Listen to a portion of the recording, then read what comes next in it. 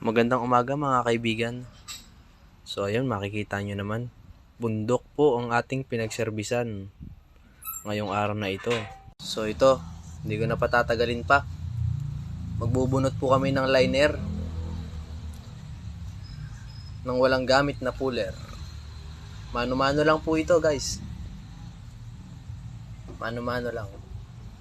Ang ginagawa po nating makina ay Eagle 4BA1.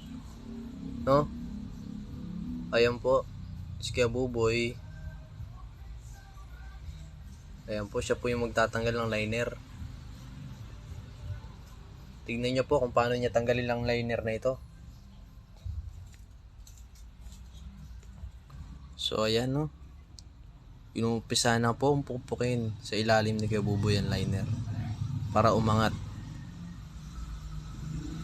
Kailangan no, dahan-dahan lang pagpukpok ng liner para safe.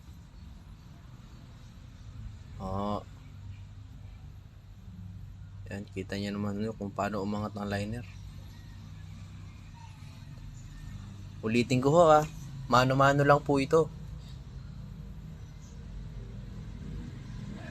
Mano-mano lang ho yan.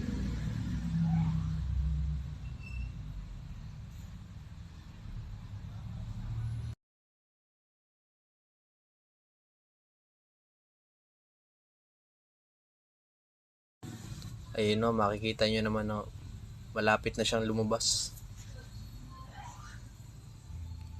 Sasaluhin ko na yan, baka mahulog. Ayan po,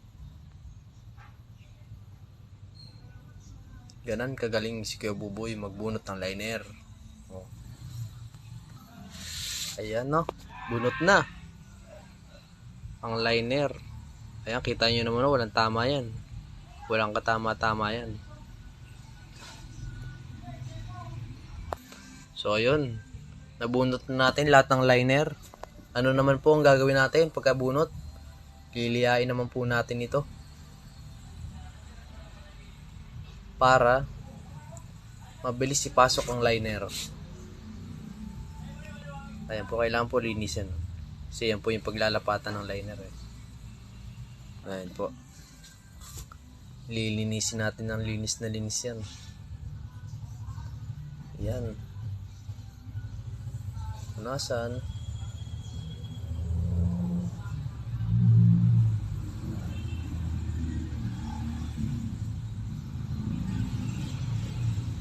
So yun, ipasok na natin yung dalawang liner. Pangatlong liner na to. Ganito lang po magpasok ng liner dapat to pantayan pagpasok nyo ng liner, ganun.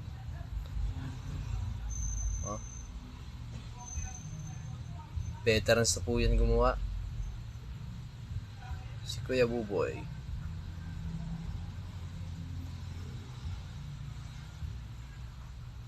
Ayun no, ang galing, lapat na ang liner.